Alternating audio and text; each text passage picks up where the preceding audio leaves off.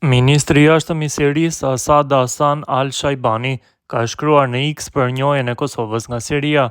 Nga Riyadhi, Arabi Saudite, presidenti Vjosa Osmani njoftoi fillimisht për njohjen, ndërsa kryediplomati sirian thotë se njohja u bë nën patronazhin e Arabisë Saudite dhe me mbështetjen e Turqisë. Nën patronazhin e Arabisë Saudite dhe me mbështetjen e Turqisë, Republika Arabe Siriane njoftoi njohjen e Republikës së Kosovës si shtet të pavarur, duke riafirmuar respektin për sovranitetin dhe të drejtën e popujve për vetëvendosje, ka thënë ai.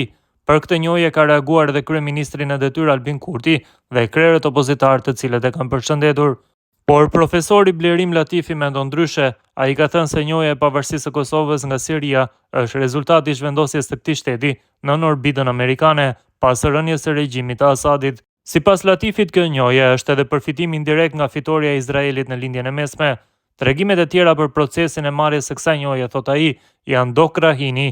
Siria nën Asadin ishte një satelit i Iranit dhe Rusisë. Milicit e Hezbollahut patën rol vendimtar në mbajtjen e Asadit në pushtet përgjatë luftës civile që nisi aty në vitin 2011, pastaj Irani nxiti Hamasin dhe Hezbollahun që të sulmojnë Izraelin. Në përgjigje, Izraeli shkatroi Hamasin, shpartalloi Hezbollahun dhe bombardoi Iranin, duke nxjerrë jashtëloje për 10 ditë lufte. Pa Iranin dhe Hezbollahun, Asadi nuk mund të qëndronte më në pushtet. Regjimi i tij ra si një kull prej letre dhe milicit e Ahmed al-Sharas marshuan në Damask. Kështu Siria u zhvendos nga orbita e Rusisë dhe Iranit në orbitën amerikane. Njohja e Kosovës nga Siria është rezultati i kësaj zhvendosjeje, është një përfitim i yni i tërthort nga fitoria e madhe e Izraelit në lindjen e mesme. Tregimet e tjera për procesin që solli deri te kjo njohje janë thjesht Dok Rahini.